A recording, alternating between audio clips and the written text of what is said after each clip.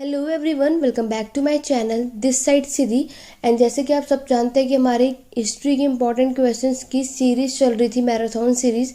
तो आज की हमारी ये क्लास फिफ्थ होगी, फोर्थ नहीं है, इसको करेक्ट कर लेना। आज की हमारी ये क्लास फिफ्थ क्लास है। इससे पहले हम ऑलरेडी अपनी 4 क्लासेस कर चुके हैं, जिसके अंदर हम एंशियंट, मेडिएवल, मॉडर्न और साथ ही साथ वर्ल्ड हिस्ट्री के इंपॉर्टेंट क्वेश्चंस को डिस्कस कर रहे हैं।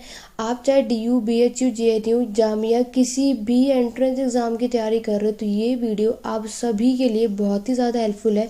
और इसके अलावा भी आप अदर कॉम्पिटिटिव एग्ज़ाम की तैयारी कर रहे हो या आगे आप किसी एग्ज़ाम को दोगे तो ये वीडियो आप सभी के लिए बहुत ही ज़्यादा हेल्पफुल होने वाली है। इससे पहले हम लोगों ने ऑलरेडी 4 वीडियोस कर चुके हैं। ठीक है, ये हमारी आज की 5वीं क्लास होने वाली है, जिसमें आप लोग कुछ और इम्पॉर्टेंट क्वेश्चंस देखने वाले हो, जिसके अंदर आपके प्रीवियस ईयर क्वेश्चंस और बुक्स एंड ऑथर के भी क्वेश्चंस आपको वीडियो के अंदर देखने को मिलेगा। तो उसके लिए वीडियो के एंड तक बने रहना, क्योंकि ये प्रैक्टिस क्वेश्चन सीरीज मैंने चला दी है, क्योंकि आपको पता है आप लोगों का एग्ज़ाम जून या जुलाई में कभी भी हो सकता है। तो उसके लिए तैयारियां अभी से जितना भी आप लोगों ने पढ़ रखा है, क्योंकि टॉपिक आप सभी पढ़ रहे हैं, बस अब आपको एक मॉक टेस्ट की, एक प्रैक्टिस क्वेश्चंस की ज़रूरत थी, इसलिए ये सीरीज़ मैंने आप सभी के लिए स्टार्ट करी है। तो उसके लिए आप सभी को सपोर्ट करना है, ज़्यादा से ज़्यादा वीडियो को लाइक शेयर करना है। एक बार जल्दी से, जहाँ भी जितने भी सोशल मीडिया पे आप या इस वीडियो को शेयर कर सकते हैं, एक बार जल्दी से शेयर कर दीजिए। ठीक है। और अगर आप मेरी वीडियो को पहली बार देख रहे हो, मेरे चैनल पे फर्स्ट टाइम आए, तो मेरे चैनल को सब्सक्राइब भी कर लो, ताकि आगे आप इस मैराथन सीरीज़ में जुड़ने के लिए या हिस्ट्री से इम्पोर्टेंट और भी वीडियोस देखने के लिए। तो चलिए स्टार्ट करते हैं अपनी आज की क्लास को और देखते हैं कि आज भी आप लोग इस वीडियो में और क्या क्या सीखने वाले हो और कितने क्वेश्चंस के आंसर आप लोग दे सकते हो। मैं आप सभी को वीडियो स्टार्ट करने से पहले एक चीज़ बता दूँ, आप सभी को, जितने भी स्टूडेंट मेरी वीडियो देख रहे हैं, मैं तो यही सजेस्ट करूँगी कि आप इस वीडियो को 9:30 PM यानी रात के 9:30 बजे जब ये वीडियो आती है तो आप मैक्सिमम स्टूडेंट इसको देखा करो। और जो भी यहाँ पे क्वेश्चंस मैं आपको पूछती हूँ, आप इसको उन सब क्वेश्चन के आंसर कमेंट बॉक्स में देना चाहिए, ताकि इससे आपकी प्रैक्टिस, आपको ये पता चल जाए जब आपके क्वेश्चन एग्जाम में आएंगे तो आप कितने क्वेश्चंस कर सकते हैं। ठीक है, तो चलिए स्टार्ट करते हैं और देखते हैं कि आप में से कितने लोगों का और आज की प्रैक्टिस क्वेश्चंस में कितने अच्छा स्कोर आप सब कर सकते हैं।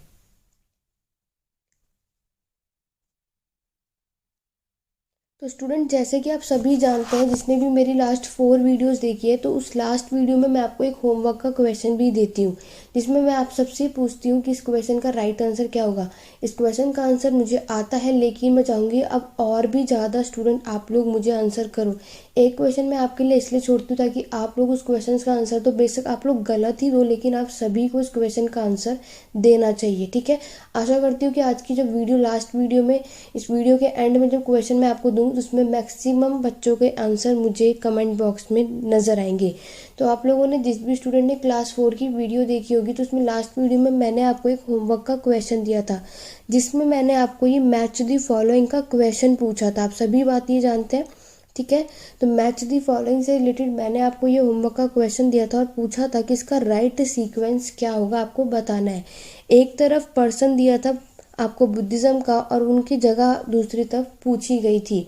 तो इस क्वेश्चन का आपके अगर ऑप्शन दे रखे थे, उत्तर महेंद्र, रक्षित और महादेव, और दूसरी साइड स्वर्ण भूमि, बनवासी, महिषमंडल या फिर लंका। तो ये आपको दे रखा था और आपको बताना था कि इसमें से राइट सीक्वेंस कौन सा है। तो अगर मैं बात करूँ स्टूडेंट, इस क्वेश्चन का राइट आंसर क्या होगा, तो चलिए देखते हैं। अगर हम बात करेंगे आपके उत्तर की, तो उत्तर आपकी कौन से कंट्री और प्लेस में देखने को मिलता है, तो वो है आपकी स्वर्ण भूमि। ठीक है, तो इसका क्या है, ऑप्शन फर्स्ट करेक्ट है। अगर मैं बात करूं आपके महेंद्र की, तो महेंद्र आपको मिलेगा महिषमंडल में। क्लियर हो गया। नेक्स्ट अगर हम बात करेंगे रक्षित की, तो रक्षित आपका है लंका यानी कि सैलोन, यानी कि वो लास्ट वाला आंसर होगा। और लास्ट है आपका महादेव यानी बनवासी। तो इसका राइट सीक्वेंस है आपका 1 4 2 3। तो ये हमें देखने को मिल रहा है ऑप्शन नंबर ए में। तो इस क्वेश्चन का राइट आंसर था ऑप्शन नंबर ए। आप जितने भी स्टूडेंट ने इस क्वेश्चन का आंसर ऑप्शन ए दिया था, आप सभी बिल्कुल करेक्ट है।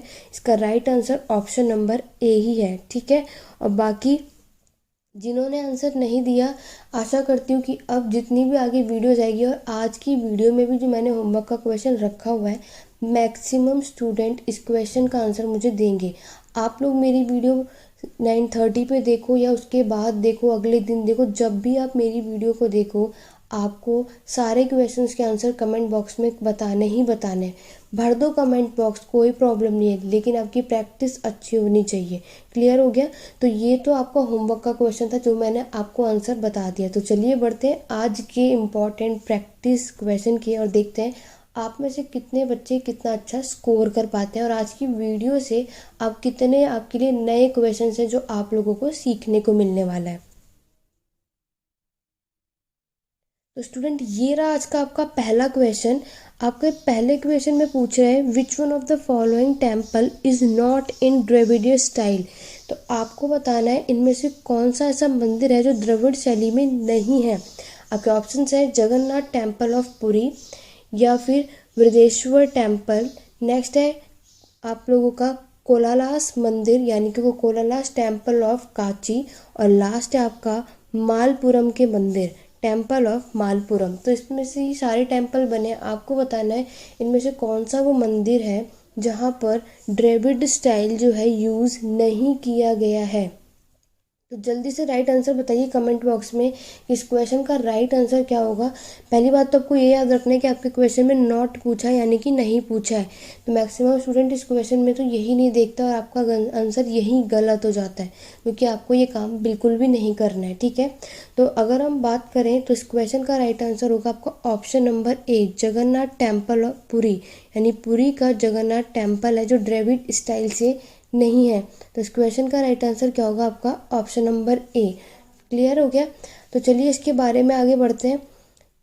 अब बढ़ते हैं हमारे नेक्स्ट क्वेश्चन की तरफ। नेक्स्ट क्वेश्चन की अगर हम बात करेंगे, यहाँ पर आपसे क्या पूछा गया है, निम्नलिखित में से कौन से फतेह हैदर बहादुर की उपाधि धारण करता है।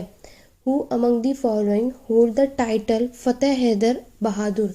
तो आपको यहाँ बताना है कि इसमें से कौन सा पर्सन है किसने फतेह हैदर बहादुर का टाइटल जो है उसको होल्ड करा था, यानी उसको धारण किया था। आपके ऑप्शन से हैदर अली, टीपू सुल्तान, फतेह मोहम्मद या फिर नजराजा। तो जल्दी से बताओ इस क्वेश्चन का राइट आंसर क्या होगा। आप जितने भी स्टूडेंट मेरी वीडियो देख रहे हो आप सभी को क्वेश्चन का आंसर देना है। बेशक आप गलत ही दो, कोई प्रॉब्लम नहीं, लेकिन आप इससे सीखने वाले हो, क्योंकि हम जो क्वेश्चन गलत करते हैं ना वही क्वेश्चन हमें याद आता है। ठीक है, एग्ज़ाम में आपको यही चीज़ पूछ ली जाए तो आप कम से कम ये तो रहेगा कि हाँ आपने इस क्वेश्चन का आंसर दिया था, आपका गलत हुआ था, लेकिन वो आपका यहाँ होगा, एग्ज़ाम में नहीं होगा। मैं आप सभी के लिए इतना करती हूँ, बहुत इंपॉर्टेंट क्वेश्चंस लेकर के आती हूँ ताकि आप सभी को कर सको, तो आपको भी साथ में पार्टिसिपेट करना चाहिए। ओके, तो चलो अगर हम बात करते हैं, अगर आपके एग्ज़ाम में ये क्वेश्चन पूछ लिया जाए कि फतेह हैदर बहादुर की जो टाइटल है, जो उपाधि है, वो किसने धारण की थी, तो वो थे आपके हैदर अली। ठीक है, तो इस क्वेश्चन का राइट आंसर क्या होगा आपका ऑप्शन नंबर ए। अब मैं आगे बढ़ने से पहले एक बात बता दूं, आप सभी बहुत स्टूडेंट है, सबको लगता है कि जो इम्पोर्टेंट क्वेश्चन है, तो कोई कहेगा मैम BHU के लिए कोई वीडियो लेकर के आओ, कोई कहेगा मैम JNU के लिए लेकर आओ। तो मैं आप सभी को बता दूं, आप चाहे दिल्ली यूनिवर्सिटी के एंट्रेंस एग्ज़ाम देने वाले हो, BHU का देने वाले हो, चाहे JNU का देने वाले हो, JNU का भी पैसेज वाला सेक्शन को छोड़ के जो उसके बाकी के क्वेश्चंस आते हैं, ये वीडियो आप सभी के लिए हेल्पफुल है। आप सभी के एग्ज़ाम पॉइंट ऑफ व्यू से रख के मैंने ये क्वेश्चंस को रेडी किया है। ठीक है, आप चाहे BHU में BHU में चाहे आप किसी भी एग्ज़ाम दे रहे हो, चाहे आप आर्ट ऑफ हिस्ट्री दे रहे हो, चाहे आप AIHC का एग्ज़ाम दे रहे हो, चाहे आप BHU में MA हिस्ट्री का एग्ज़ाम दे रहे हो, कोई मैटर नहीं करता। सबको देख करके और सबके ही अकॉर्डिंगली मैंने ये क्वेश्चंस यहाँ पे तैयार किए हैं। ठीक है, तो आप सभी के लिए ये वीडियो बहुत ही ज़्यादा हेल्पफुल है। तो आप ये मत सोचना कि ये वीडियो सिर्फ मैंने किसी एक ही यूनिवर्सिटी के देख कर के लिए तैयार किया, नहीं, ये आपके आगे आने वाले, यानी जब आप UGC नेट दोगे या आप UPSC की भी तैयारी करोगे, आप ये क्वेश्चंस आपको वहाँ पे भी देखने को मिल सकते हैं। ठीक है, तो अब ये कभी भी मत सोचना कि मैंने जो ये क्वेश्चंस तैयार किए सिर्फ आपके एक ही एग्ज़ाम में काम आने वाले हैं। ठीक है, अब शायद मैं जो बाकी के स्टूडेंट हैं जिनके डाउट थे वो क्लियर हो गए होंगे, तो ये वीडियो आप सभी के लिए हेल्पफुल है। तो याद रखना, फतेह हैदर बहादुर का जो टाइटल है वो किसने धारण किया था, हैदर अली ने। आगे बढ़ते हैं, इनके बारे में अगर हम देखें हैदर के बारे में, तो यहाँ पर आप देख सकते हो हैदर फादर। अगर हम यहाँ पे बात करेंगे, हैदर के फादर थे, उनके पिता का नाम था फतेह मोहम्मद कोलार, ठीक है, जो कि कहाँ के थे, कोलार के थे, कि फौजदार गैरिसन कमांडर थे, ठीक है। तो यहाँ पर आफ्टर जब यहाँ पे हैदर की जब डेथ हो जाती है, ठीक है, यहाँ पे उनकी मृत्यु के बाद हैदर के सैनिक गुणों ने उन्हें सैन्य रैंकों के माध्यम के ऊपर उठने की मदद की थी। फिर उन्होंने, देखो सबसे इम्पोर्टेंट आपको ये याद रखना है कि 1755 में उन्होंने अपनी पोजीशन को सिक्योर किया था, ठीक है।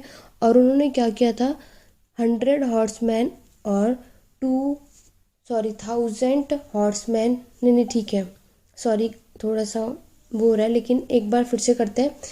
1755 में अगर मैं बात करती हूँ तो इन्होंने अपनी पोजीशन को सिक्योर किया और 100 हॉर्समैन और 2000 इन्फेंट्री, यानी कि जो कि आपके पैदल यात्री होते हैं, उनको क्या क्या इन्होंने कमांड किया था, संभाला था, ठीक है। तो देखो यहाँ पे लिखा है ना कि 100 घुड़सवार और 2000 पैदल सैनिकों की कमान संभालते हुए एक शक्तिशाली स्थान इन्होंने क्या किया था, हासिल किया था। हैदर ने मैसूर में सेना के विद्रोह को दबा दिया था और मराठों के कब्जे वाले मैसूर साम्राज्य के स्थानों को बहाल कर दिया था, ठीक है। अब याद रखना, जो हैदर है, इन्होंने क्या करा, जो मैसूर थे, इनके राज्य को क्या किया था, मराठा के किंगडम को ऑक्यूपाई कर लिया था, किसने, हैदर अली ने, ये बात आप याद रखना। तो यहीं से, इसी के बाद आप देखोगे उन्होंने फतेह हैदर बहादुर और विजय शहर की उपाधि मिली थी, याद रखना यही रीज़न था, ठीक है। जब इन्होंने क्या किया था, मराठों को कब्जे में कर लिया था, उसके किंगडम को ऑक्यूपाई कर लिया था, तब उन्हें ये फतेह हैदर बहादुर या बहादुर, आपके ब्रेव विक्टोरियस लॉयन, ये भी पॉइंट याद रखना, आपके एग्जाम में इन दोनों में से कोई भी पॉइंट आ सकता है, तब इन्होंने ये धारण, ये उपाधि, ये टाइटल इन्हें मिली थी। तो ये सबसे ज़्यादा इम्पॉर्टेंट है, जो आपको पता होना चाहिए। आगे कुछ एक्स्ट्रा पॉइंट भी देख लेते हैं कि 1760 में हैदर ने अंग्रेज़ों के खिलाफ क्या किया था, पौंडीचेरी में फ्रांस के साथ खुद को संबद्ध कर लिया था, लेकिन घर की उनकी स्थिति मराठों द्वारा बनाई गई साजिश से खतरे में थी, ठीक है। यहाँ पर आप देख सकते हो कि 1770 में अब क्या होता है कि मैसूर के राजा नजरांजा को जहर देकर मार डाला था और हैदर के हाथ पर शक हुआ था, ठीक है। उनको मारने के बाद सबका शक किस पे गया था, हैदर पे गया था। इसके बाद वोडेयार राजाओं ने केवल नाम मात्र के शासक को रूप में काम किया था, असली शाही सत्ता हैदर के हाथ में थी, ठीक है। जो असली सत्ता, जो असली रियल रॉयल अथॉरिटी थी, वो आपकी हैदर की बात थी। ये कुछ इंपॉर्टेंट नहीं, बट मेन बात ये आपको याद रखना है, स्टार्टिंग के कुछ ये 2 पॉइंट, ठीक है। जो इनको फतेह हैदर बहादुर और the brave and victorious lion, ये भी आ सकता है आपके एग्जाम में।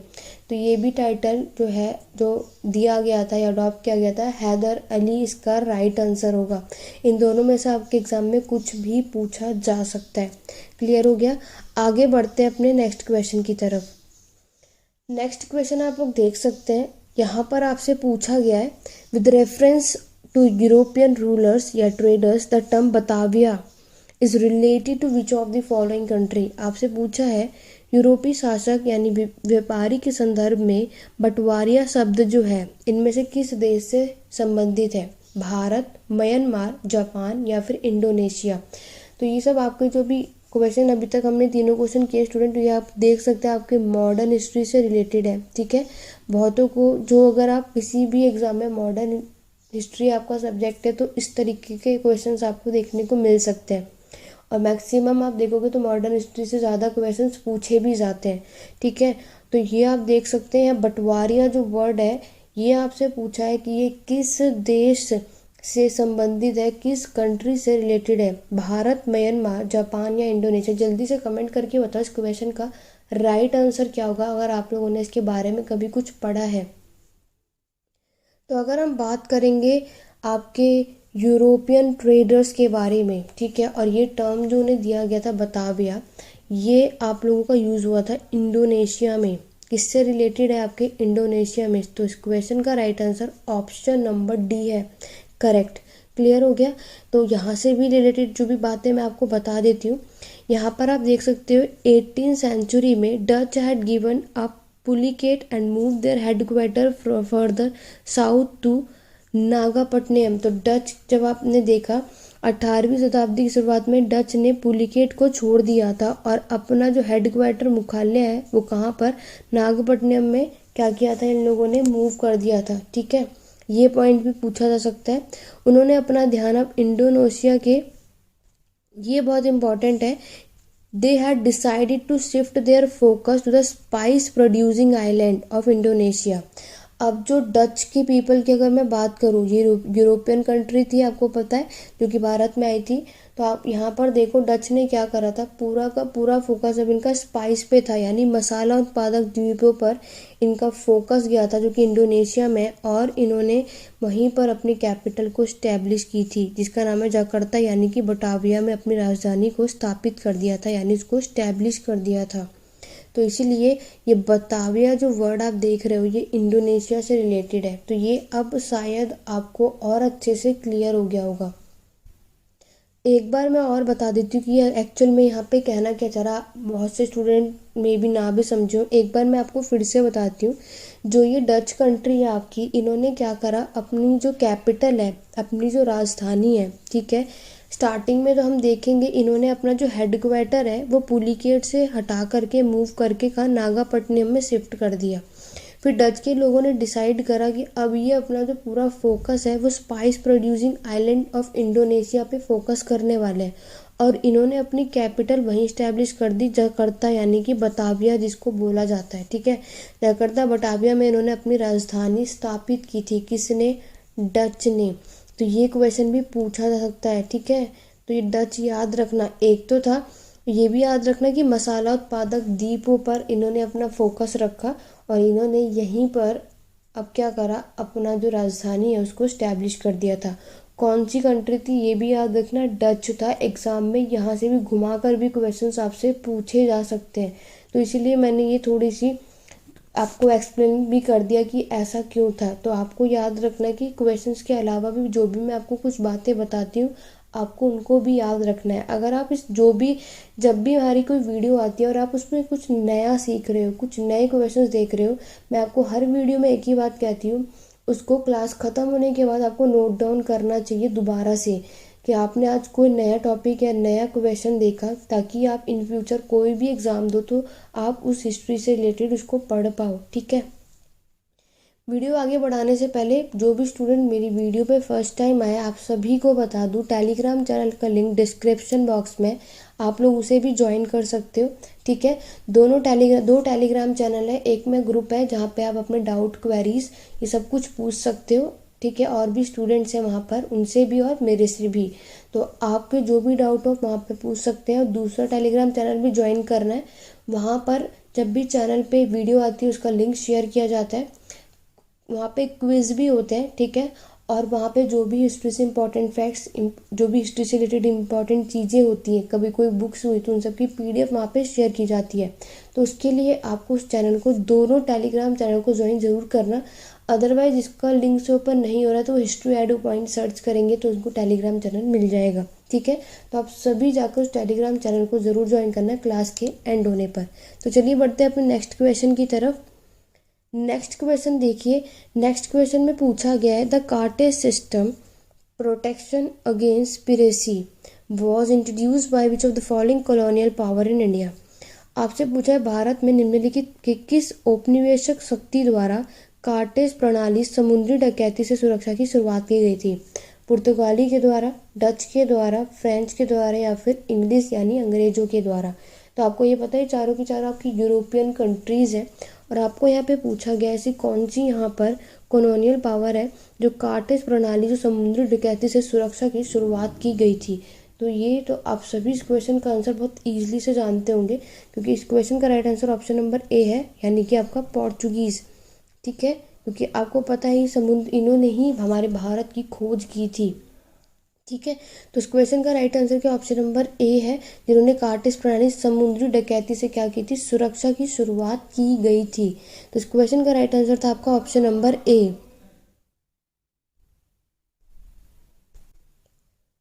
तो यहाँ अगर हम इसके बारे में और कुछ 2 पॉइंट एक्स्ट्रा देख लेते हैं।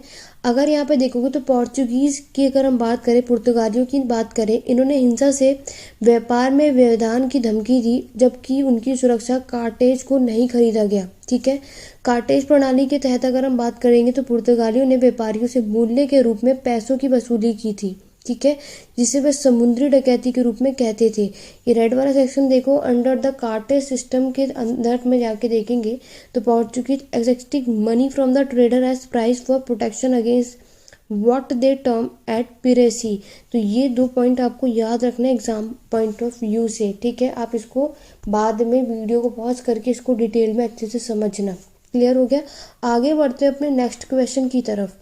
नेक्स्ट क्वेश्चन है आप लोगों का स्टेटमेंट टाइप क्वेश्चंस भी आपके एग्जाम में आपको देखने को मिलते हैं। मैक्सिमम स्टूडेंट को ऐसे इस तरीके के क्वेश्चंस में ज़्यादा प्रॉब्लम आती है, तो मैंने कोशिश की कि इस तरीके के क्वेश्चंस भी मैं और आगे आने वाली वीडियोस में ऐसे क्वेश्चंस भी मैं ज़्यादा ऐड कर सकूं। ठीक है, तो ये रहा आपका परमानेंट सेटलमेंट यानी स्थायी बंदोबस्त से रिलेटेड आप लोगों का स्टेटमेंट टाइप क्वेश्चन। आपको यहाँ पे बताना है कि परमानेंट सेटलमेंट सिस्टम से 3 यहाँ पर आप सबको स्टेटमेंट दे रखा है। ठीक है, और आपको बताना है इसमें से करेक्ट आंसर कौन सा है। तो चलिए ऑप्शंस को रीड करते हैं। पहला ऑप्शन है under permanent settlement system land revenue was fixed and reviewed for every 10 year. आपसे पूछा जो आपका स्थायी बंदोबस्त था वो हर 10 साल के लिए भू राजस्व तय था और समीक्षा की जाती थी उसकी। दूसरा है it works under the provision of sunset law, ये सूर्यास्त कानून के प्रावधानों के तहत काम करता था।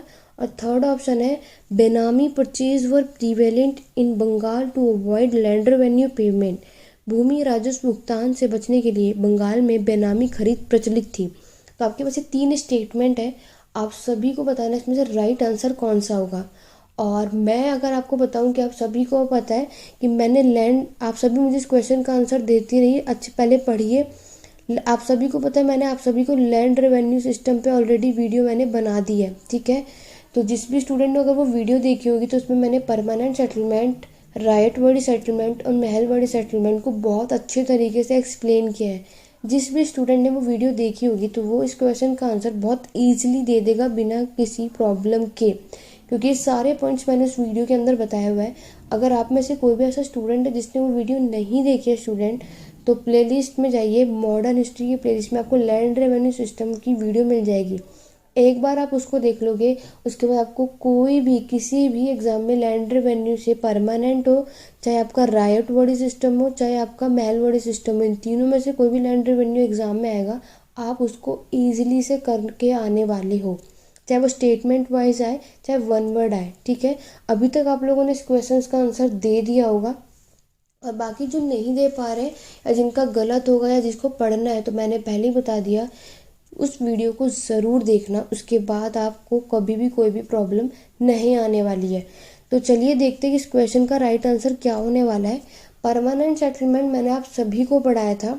ठीक है, तो अगर मैं बात करूँ तो इस क्वेश्चन का राइट आंसर जो होने वाला है स्टूडेंट वो है आपका पहला। तो देखो आप पढ़ते ही समझ गए कि ये पहला ऑप्शन है आपका गलत, क्योंकि परमानेंट सेटलमेंट फिक्स था, ये बात ठीक है, लेकिन उसको हर रिव्यू कर जाता था हर 10 साल बाद, ऐसा कुछ भी नहीं था। ये मैंने आपको ऐसा कुछ पढ़ाया ही नहीं था। ठीक है, दूसरा अगर मैं बात करूं तो ये ऑप्शन बिल्कुल सही है, सनसेट लॉ। मैंने आपको बताया था जो किंग है उसने ये कानून बनाया था जमींदार के लिए। ठीक है, क्योंकि मैंने आपको किंग, जमींदार और पीजेंट ये रखिए, मैंने आपको पूरा डिटेल में इसको समझाया था। मैंने आपको बताया था सनसेट लॉ में क्या होता है, यहाँ पर जो किंग है या फिर जो ब्रिटिशर्स हैं, क्योंकि मॉडर्न हिस्ट्री की बात करें तो ब्रिटिशर यानी ईस्ट इंडिया कंपनी की हम बात करेंगे, तो ब्रिटिशर्स यहाँ पे क्या करते हैं, जमींदार यानी जो आपके लैंडलॉर्ड होते हैं उनको एक लॉ में फिक्स करते हैं। उनका ऐसा कहना होता है कि सनसेट, सन डूबने से पहले अगर उन्होंने ये लैंड रेवेन्यू को टाइम पर पे नहीं करा तो जमींदार की जो भी लैंड होती है उसको ऑक्शन कर दिया जाता है, उसको नीलाम कर दी जाती है। ये बात मैंने आपको उस वीडियो में साफ साफ बताई थी। जिस भी स्टूडेंट ने उस वीडियो को पूरी तरीके से बिना स्किप करे देखा तो वो ये बात बिल्कुल जानती कि ये चीज़ मैंने आपको वहाँ पे पढ़ाई थी। सेकंड ऑप्शन आपका बिल्कुल करेक्ट होता है। थर्ड ऑप्शन में कह रहा है कि भूमि राजस्व भुगतान से बचने के लिए बंगाल में बेनामी खरीद प्रचलित थी। तो ये बिल्कुल सही है कि जब यहाँ पे फार्मर्स जो है लैंड रेवेन्यू पेमेंट को अवॉइड करते तो बेनामी परचेज यहाँ पे था। तो इस क्वेश्चन का right answer option number C है, ऑप्शन सेकंड और थर्ड क्लियर हो गया। तो इसके डिटेल में आप लोग यहाँ पे देख सकते हो, इंग्लिश वाले स्टूडेंट के लिए भी और नेक्स्ट स्लाइड पे हिंदी वाले स्टूडेंट के लिए भी है। आप सभी को मैंने इसको बहुत अच्छे से तरीके से पढ़ाया था। मैंने आपको बताया था कि परमानेंट सेटलमेंट का मतलब ही, एक तो हम इसको ज़मींदारी सिस्टम भी कहते हैं, ठीक है। ज़मींदार सिस्टम इसलिए कहते हैं क्योंकि इसमें जो रूल कर रहा होता है, जिसमें उसके पास सब कुछ पावर होती है, वो ज़मींदारों के हाथ में होती है, इसलिए इसको ज़मींदारी सिस्टम भी कहा जाता है। यहाँ पर ईस्ट इंडिया कंपनी जो है, इसकी जो लैंड रेवेन्यू है देखो वो फिक्स होती है, ये मैं आपको ऑलरेडी बता चुकी हूँ, ठीक है। यहाँ पर आप जमींदार को देखोगे जिसको ये दिया जाता है, ये पे करता है लैंड रेवेन्यू और ये फिक्स होती है, ये बात आपको याद रखना है, ठीक है। परमानेंट सेटलमेंट में फीचर क्या है कि ये 89% यहाँ पर और 11% आपके ज़मींदार का होता है। मैंने आपको बताया था 11 पार्ट में बटा होता है, जिसमें से 10 हिस्सा आपके ईस्ट इंडिया कंपनी और 1 हिस्सा आपके ज़मींदारों का होता है। ये बात मैंने आपको उस वीडियो में बता रखी थी, ठीक है। और ये देखो, state demand could not be increase but payment should be made on the due date before sunset. आपको क्या करना है, यहाँ पे एक डेट दी जाती थी, एक तारीख दी जाती थी ज़मींदारों को कि तुम्हें इस तारीख में पेमेंट कर देनी है टाइम पर। अगर आपने ड्यू किया तो फिर क्या होगा, ये सनसेट लॉ था, कानून बनाया था। अगर आप फेल हो गए पेमेंट का तो आपकी जो लैंड है उसको सेल कर दी जाएगी, उसको फिर बेच दी जाती थी। ये सारी चीज़ें हैं। नेक्स्ट देखो, 1793 में मैंने बताया था ये परमानेंट सेटलमेंट आपका स्टार्ट होता है, ठीक है। इसमें 4 big zamindari of Bengal including Burdwan made benami purchases that collectively as much as 30 lakhs rupees of the total sale of the auction, over 15% was fictitious। तो इसमें ये पूरा वही बताया जा रहा है, जो आपकी लैंड जो नीलाम हो जाती थी 30 लाख में, टोटल परचेज में से 15% जो था वो फिक्सटिशियन था, यानी कि इमेजिनेशन, काल्पनिक था, ऐसा यहाँ पे ये कहा जा रहा है, ठीक है। हिंदी वाले स्टूडेंट आप इस नेक्स्ट स्लाइड में देख सकते हो, आपको इसको पढ़ना है तो वीडियो के एंड में बाद में आप इसको डिटेल में देखना, बाकी मैंने ऑलरेडी आप सबको पढ़ाया हुआ है, तो ज़्यादा इस पर टाइम नहीं लेंगे, आप आगे बढ़ेंगे। बढ़ते हैं नेक्स्ट क्वेश्चन की तरफ। तो ये आपका रानी लक्ष्मीबाई के ऊपर स्टेटमेंट वाइज क्वेश्चन भी पूछा जाता है, तो इस तरीके से भी क्वेश्चन आपसे पूछा जाएगा। तो ये 2 ऑप्शंस हैं। पहला ऑप्शन में दिया है, Rani Lakshmibai was born in the family of Peshwa of the Maratha empire Baji Rao second, और दूसरा है general Hugh Rose laid siege to the fortress of Jhansi in the rebellion of 1857। तो आपको बताना है मुझे कौन सा स्टेटमेंट सही या कौन सा गलत है, ठीक है। तो मैं आपको बता दूं कि रानी लक्ष्मीबाई के ऊपर भी मैंने एक ऑलरेडी वीडियो बनाई हुई है, ठीक है। आप चाहो तो जिस भी स्टूडेंट ने वो वीडियो नहीं देखी है, प्लेलिस्ट में मिल जाएगी, तो आप वो जाके उसको ज़रूर देखो, तो आप इनसे रिलेटेड भी कोई क्वेश्चन आएगा तो ईजिली से कर पाओगे। अदरवाइज जिन्होंने वो वीडियो देखी है या फिर जिसको रानी लक्ष्मीबाई के बारे में पता है, नॉलेज है, वो उन क्वेश्चंस को कर पाएंगे, ठीक है। ये तो फिर भी बहुत इजी क्वेश्चन यहाँ पे स्टेटमेंट में हैगा, बट इससे भी अच्छे अच्छे क्वेश्चंस आते हैं। तो आपको पूरा टॉपिक पढ़ना है तो प्लेलिस्ट में जाके चेकआउट करो, वहाँ पर रानी लक्ष्मीबाई आपको मिल जाएंगी, उसका एक टॉपिक वीडियो बनाई हुई मैंने, उसको पढ़ो, उसके बाद आप ईजिली से कर पाओगे। तो यहाँ तो बहुत ही इजी क्वेश्चन पूछा है, क्योंकि साफ साफ आप देख सकते हो कि पहला ऑप्शन आपका बिल्कुल गलत है, क्योंकि यहाँ पर आपको क्या दिख रहा है कि रानी लक्ष्मीबाई का जन्म पहली बात तो मराठा साम्राज्य के पेशवा बाजीराव द्वितीय के परिवार में नहीं हुआ था, ठीक है। दूसरा अगर मैं बात करूँ तो दूसरा ऑप्शन बिल्कुल सही है, तो इस क्वेश्चन का राइट आंसर क्या होगा, ऑप्शन नंबर बी, ठीक है। चलो इसको डिटेल में करते हैं और मैं आपको बताती हूँ कि पहला स्टेटमेंट क्यों गलत है और दूसरा स्टेटमेंट क्यों सही है। पहला स्टेटमेंट देखो इसलिए गलत है क्योंकि आप सभी जानते हो रानी लक्ष्मीबाई का जो जन्म है 1827 में प्रेजेंट डे में वाराणसी का देखे तो नॉर्थ ईस्ट इंडिया में हुआ था, ठीक है। उसके बाद मणिकर्णिका नामित वह एक ब्राह्मण की बेटी थी जो पेशवा के दरबार में सलाहकार के रूप में काम करती थी, ठीक है। एज अ एडवाइज़र वो पेशवा के कोर्ट में काम करती थी, ना कि उनका वहाँ पे जन्म हुआ था। साथ ही साथ मराठा साम्राज्य के प्रधानमंत्री बाजीराव द्वितीय इनके वहाँ पे क्या थे, प्राइम मिनिस्टर। तो याद रखना ये वहाँ की एडवाइज़र थी, ना कि उनका वहाँ पे जन्म हुआ था, उनका जन्म वाराणसी में हुआ था, ये बात आपको याद रखना है। इसीलिए आपका ये स्टेटमेंट हो जाता है गलत।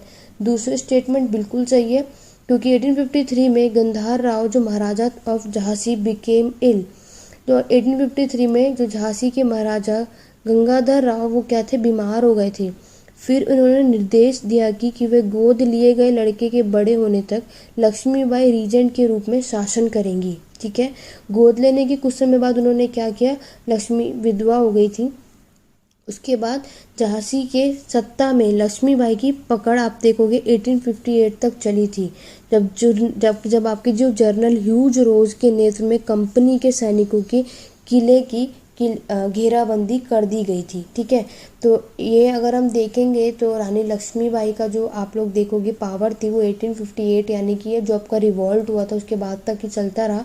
और जब ये कंपनी की जो सेना है वो किसके अंडर में थी, आपके जैन ह्यूज रॉस। ठीक है, जब इन्होंने पूरे किले को सीज करके रखा हुआ था। तो ये दूसरा स्टेटमेंट आपका बिल्कुल सही है, पहला क्यों इनकरेक्ट है वो मैंने आप सबको बता दिया। तो इसीलिए स्टेटमेंट से सेकंड सही था, पहला गलत था। बाकी का इसको पूरा जानना है, अगर आपको समझना है तो रानी लक्ष्मी वाली वीडियो जो है उसको पूरा देखो, तो आप इसको अच्छे से समझ पाओगे और कर पाओगे। बढ़ेंगे अपने नेक्स्ट क्वेश्चन की तरफ।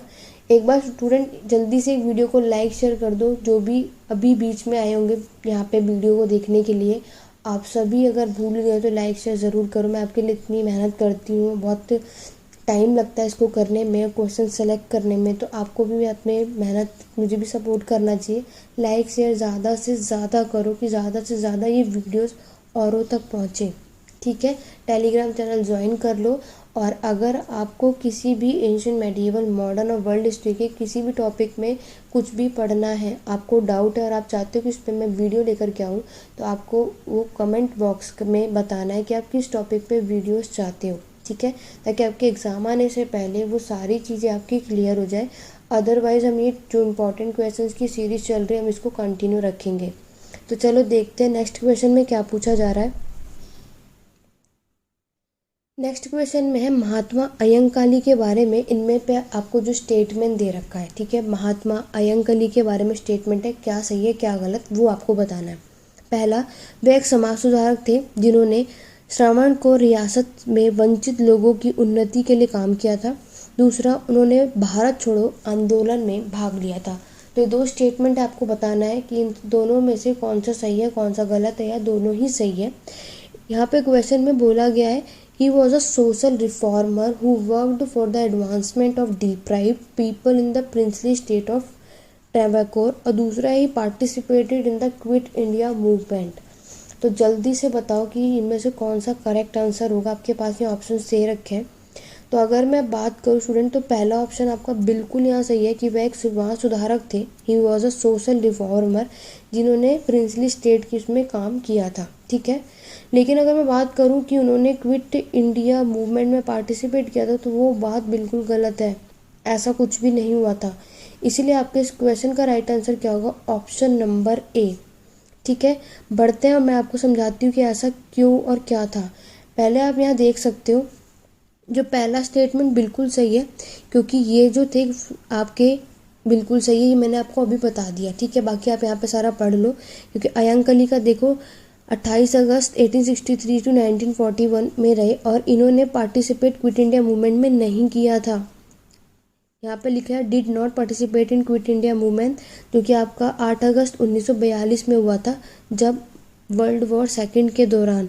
इन्होंने डिमांड करी थी बस किस चीज़ की, an end to British rule of India. बस इन्होंने क्या डिमांड की थी कि ब्रिटिश शासन को समाप्त कर दिया जाए, समाप्त हो जाए, इन्होंने बस इसकी मांग की थी। लेकिन इन्होंने क्विट इंडिया मूवमेंट में पार्टिसिपेट नहीं किया था, ये बात आपको याद रखना है। इसीलिए आपका दूसरा स्टेटमेंट होता है इनकरेक्ट। ठीक है, ये इसलिए गलत था, इन्होंने यहाँ पे पार्टिसिपेट नहीं किया था, इन्होंने बस एक डिमांड की थी। उन्होंने बोला था बस कि जो ब्रिटिश रूल है वो ख़त्म हो जाए, एंड हो जाए, इसकी मांग की थी। ये बात आपको याद रखना है।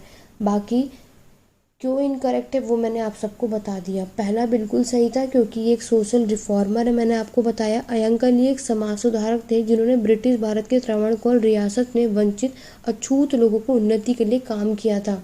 ठीक है, उन्होंने समाज के जितने भी निचली लोअर कास्ट के जो लोग थे, अछूत अनटचेबल वाले जो लोग थे, पर लागू होने वाले सामाजिक परंपराओं की अवहेलना की थी। ठीक है, केवल वह एक ऐसे क्षेत्र के अयंकाली रहते थे, अपने जीवन काल में सामाजिक विभाजन से विशेष रूप से प्रभावित था और स्वामी विवेकानंद ने इसे जातियों के पागल घर यानी कि मैड हाउस के रूप में वर्णित किया था। ये एग्जाम में पूछा जा सकता है। तो स्वामी विवेकानंद ने उनके घर को मैड हाउस से क्या किया था, डिस्क्राइब किया था। ये बात आपको पता होनी चाहिए, ठीक है। तो इन्होंने जो काम किया था वो किसके लिए किया था, जो आपके अनटचेबल है सोसाइटी में, जो लोअर कास्ट है उसके लिए इन्होंने काम किया था। क्लियर हो गया। तो ये दोनों स्टेटमेंट मैंने आपको बता दिया कि क्यों इनकरेक्ट है और क्यों करेक्ट है। आगे बढ़ेंगे अपने नेक्स्ट क्वेश्चन की तरफ। अब आपका एक क्वेश्चन है ट्रीटी यानी एक संधि के ऊपर। क्वेश्चन में पूछा है ट्रीटी ऑफ सुगाली यानी सुगोली की जो संधि हुई थी। दो स्टेटमेंट दे रखा है, इसमें से कौन सा करेक्ट है वो आपको बताना है। यहाँ पर आपसे पूछा है तो आपका ट्रीटी वो साइन हुई थी representative of the Marathas empire और ईस्ट इंडिया कंपनी के बीच में हुई थी, जो कि फर्स्ट एंग्लो मराठा वॉर में, जो क्योंकि आपको पता है जो ट्रीटी है वो किसके बीच में साइन हुई, जो पहला इन्होंने बताया उसमें। दूसरा है कि लॉर्ड मिंटो वहाँ के गवर्नर जनरल ऑफ इंडिया थे जब ये ट्रीटी साइन हुई थी, ठीक है। दोनों बात समझ में आ गया कि ये ट्रीटी किसके बीच में साइन हुई थी, और जब ये ट्रीटी साइन हुई थी तो उस समय गवर्नर जनरल क्या लॉर्ड मिंटो थे। तो जल्दी से बताइए इसकी कमेंट करके इसका राइट आंसर क्या होगा, क्योंकि आप लोग किसी भी एग्जाम की तैयारी कर रहे हो ट्रीटी से रिलेटेड भी आपसे एग्जाम में क्वेश्चन आएगा, चाहे इंडियन हिस्ट्री में कोई ट्रीटी हुई चाहे वर्ल्ड हिस्ट्री में, ट्रीटी बेस्ड भी क्वेश्चन आपके एग्जाम में आपको देखने को मिलेगा, ठीक है। तो अगर मैं बात करूं तो स्टूडेंट ये दोनों ही आपका स्टेटमेंट है गलत। तो इस क्वेश्चन का राइट आंसर क्या है, ऑप्शन नंबर डी। अब ये क्यों गलत है, आइए चलिए मैं आप सभी को बताती हूँ इसका रीज़न। अगर हम बात करेंगे ये स्टेटमेंट गलत क्यों है, तो पहला स्टेटमेंट आप गलत देखो, जो ट्रीटी ऑफ सुगाई है ये आपका स्टैब्लिश हुआ था नेपाल और भारत की बाउंड्री लाइन से। ये साइन हुई थी 1815 में, ठीक है, और इसको रेटिफाई किया गया था 4 मार्च 1816 को। सबसे इम्पोर्टेंट ये देखो कि ईस्ट इंडिया कंपनी और जो आपके किंगडम है नेपाल के, और उस समय एंग्लो नेपलिस वॉर था, ठीक है, ये बात आपको याद रखनी है। अगर हम ट्रीटी ऑफ सालबाई की बात करें तो ये साइन आपकी देखो कब हुई थी, 1782 में, मराठा एम्पायर और ब्रिटिश ईस्ट इंडिया कंपनी। तो आप देख सकते हो प्रथम एंग्लो मराठा युद्ध के परिणाम को निपटाने के लिए मराठा साम्राज्य और ब्रिटिश ईस्ट इंडिया कंपनी के प्रतिनिधियों द्वारा 1782 में सालबाई की संधि पर हस्ताक्षर किए गए थे। दूसरा ऑप्शन देखो, उस समय गवर्नर जनरल जो थे वो आपके लॉर्ड हेस्टिंग थे, ठीक है, इसीलिए वो ऑप्शन गलत होता है। वॉरेन हेस्टिंग नहीं थे आपके ऑप्शन में, वॉरेन हेस्टिंग दिया था स्टूडेंट, लेकिन उस समय जब ये ट्रीटी साइन हुई थी तो उस समय लॉर्ड हेस्टिंग गवर्नर जनरल थे वहाँ के, इसीलिए वो दोनों ही स्टेटमेंट आप सभी के क्या होते हैं, गलत होते हैं। क्वेश्चन में याद रखना, क्वेश्चन में ट्रीटी ऑफ सुगाली पूछा था, लेकिन ट्रीटी ऑफ सालबाई है जो आपके मराठा और ईस्ट इंडिया कंपनी के बीच में हुआ था, जो आपके ऑप्शंस में दे रखे थे। तो इन दोनों में कंफ्यूज मत होना, क्योंकि अब मैक्सिमम स्टूडेंट के माइंड में ट्रीटी ऑफ सालबाई होता है और उनको लगता है कि ये तो मराठास और ईस्ट इंडिया कंपनी के बीच में हुई थी, लेकिन क्वेश्चन ध्यान से पढ़ो, ट्रीटी ऑफ सुगाली के बारे में पूछा है, ठीक है। तो ये संधि जो हुई थी आप लोगों को याद रखना है 1815 में हुआ था। एंग्लो नेपाली युद्ध के बाद ईस्ट इंडिया कंपनी और नेपाल साम्राज्य के बीच में, किसमें, ईस्ट इंडिया कंपनी के बीच में और आपके नेपाल की कंपनी के साथ, इन दोनों के बीच में ये ट्रीटी साइन हुई थी। तो बहुत से स्टूडेंट को इस बारे में नहीं पता होगा, मे बी बहुत से स्टूडेंट के लिए नई चीज़ थी, आप लोगों ने कुछ नया सीखा। मैं आपको ये इसलिए बता रही हूँ कि ट्रीटी ऑफ सुगाली और ट्रीटी ऑफ सालबाई ये दोनों अलग अलग हैं, ये दोनों ही एग्ज़ाम में पूछे जाते हैं। तो गलत आप सबको नहीं करना, क्वेश्चंस को ध्यान से पढ़ना है। अब जब ये ट्रीटी साइन हुई थी तो उस समय गवर्नर जनरल लॉर्ड हेस्टिंग था, ना कि वॉरेन हेस्टिंग, ठीक है। तो ये इम्पॉर्टेंट था जो मैंने आपको बताया। आगे बढ़ेंगे नेक्स्ट क्वेश्चन की तरफ। नेक्स्ट क्वेश्चन आप देख सकते हो, ये है आप लोगों का वर्ल्ड हिस्ट्री से रिलेटेड, चाइना से related. Who among the following ruler of China constructed the great wall. आपको बताना है कि चीन में इनमें से कौन से शासक ने महान दीवार का निर्माण किया था। शिन हुआंग त्यू ने, वीचू ने, चैंगतांग ने या फिर वीडिंग ने। तो जल्दी से बताओ, जो चाइना का कंस्ट्रक्ट हुआ था द ग्रेट वॉल, वो किसने, कौन से रूलर ने इसको निर्माण किया था, इसका कंस्ट्रक्ट किया था। अगर ये क्वेश्चन आपके एग्जाम में देखने को मिले तो इस क्वेश्चन का राइट आंसर है सिंग हुआंग टी। ऑप्शन नंबर है इस क्वेश्चन का आपका राइट आंसर है। इसके बारे में भी मैं आपको बता देती हूँ।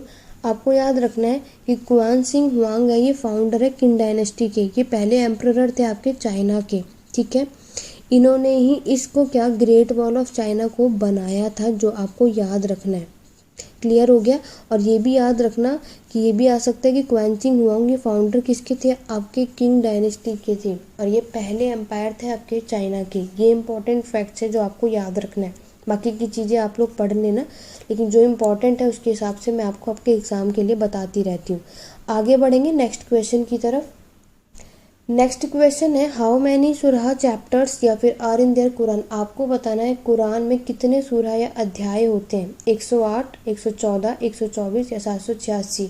तो जल्दी से बताओ, ये आप सभी को पता होना चाहिए। और जितने भी यहाँ पे मुस्लिम स्टूडेंट है या हिंदू भी, मैं चाहती हूँ आप सभी को ये चीज़ें पता होनी चाहिए कि कुरान में कितने सूरह या फिर अध्याय होते हैं।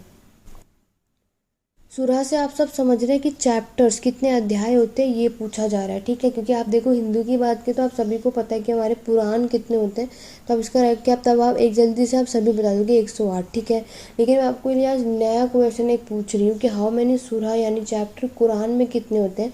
अगर ये क्वेश्चन आपके एग्जाम में देखने को मिले तो इस क्वेश्चन का right answer option number B है, 114। 114 चैप्टर या सूरह आपको कुरान में देखने को मिलेगा। तो इस क्वेश्चन का राइट आंसर क्या आपका ऑप्शन नंबर बी।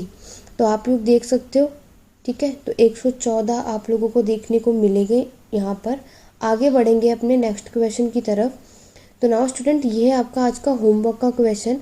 फिर से मैंने आपको एक मैच दी फॉलोइंग दिया है, मैं आपको इसलिए होमवर्क में देती हूँ ताकि आप लोग इसमें स्ट्रांग हो, क्योंकि आपके एग्जाम में मैक्सिमम मैच दी फॉलोइंग के तरीके से भी क्वेश्चंस बहुत पूछे जाते हैं और आप लोग वहीं गड़बड़ कर देते हो। इस बार मैंने आपसे पूछा, ये ऑफिसर्स हैं चंद्रगुप्त मौर्य के, आपके समर्था, प्रदेशता, व्यहरिका और आत्विक। और यहाँ पे उनके डिपार्टमेंट है फॉरेस्ट, जज जो कि सिविल कोड के थे, जज जो क्रिमिनल कोड के, और रिवेन्यू। तो आपको बताना है कौन सा ऑफिसर, क्योंकि ये जो क्वेश्चन आपको साफ साफ दिख रहा है ये मैंने एडमिनिस्ट्रेशन से पूछा है। जो मौर्यन का एडमिनिस्ट्रेशन था, जो वहाँ पे ऑफिसर्स थे वो कौन सा डिपार्टमेंट संभालते थे, वो आपको बताना है। तो ये आज का आपका पहला क्वेश्चन है और इसका आंसर मैं आप सबको नेक्स्ट वीडियो में बताऊंगी, इसके नेक्स्ट पार्ट 6 में, ठीक है। तो आशा करती हूँ स्टूडेंट आज की वीडियो आप सभी को बहुत ही ज़्यादा पसंद आई होगी। वीडियो के एंड में आप सभी मुझे बताना कि आज की वीडियो आप सबको कैसी लगी और कितनी चीज़ें आज की वीडियो आपने नया सीखा। और अगर आप इस वीडियो को ऐसे ही कंटिन्यू चाहते हो तो आपको इस वीडियो को ज़्यादा लाइक शेयर करना है, ठीक है, और सपोर्ट करना है। वीडियो कैसी लगी कमेंट बॉक्स में ज़रूर बताना है कि ये क्वेश्चन आप सभी के लिए कितने हेल्पफुल रहे हैं। और आप किसी भी टॉपिक पे वीडियो चाहते हो तो कमेंट करके ज़रूर बताना। बाकी की वीडियोज अगर आपको देखनी है तो प्लेलिस्ट में जो लिंक डिस्क्रिप्शन बॉक्स में मिल जाएगा, चेकआउट ज़रूर करना। कोई भी डाउट हो, कोई भी क्वेरी हो, आप मुझे टेलीग्राम चैनल पे मैसेज के थ्रू पूछ सकते हो, अदरवाइज कमेंट बॉक्स में भी पूछ सकते हो, जो भी कुछ आपको डाउट हो या कुछ भी आपसे पूछना हो, ठीक है। तो चलिए मिलते हैं अपने नेक्स्ट वीडियो में। वीडियो को अभी तक लाइक शेयर नहीं किया तो वीडियो को लाइक शेयर ज़रूर करो, कमेंट करके हो तो आज की क्लास कैसी लगी, और चैनल पर नहीं हो चैनल को सब्सक्राइब कर लो आगे आने वाली वीडियो से अपडेट पाने के लिए। नोटिफिकेशन का बेल आइकन ज़रूर प्रेस करना। रात के 9:30 बजे चैनल पर वीडियो आपको देखने को मिलेगी, तो लाइव आप सभी को आना है और इस क्वेश्चंस को और इसमें पार्टिसिपेट अपना बेस्ट देना है। तो चलिए स्टूडेंट आज की वीडियो में बस इतना ही। Thank you for watching.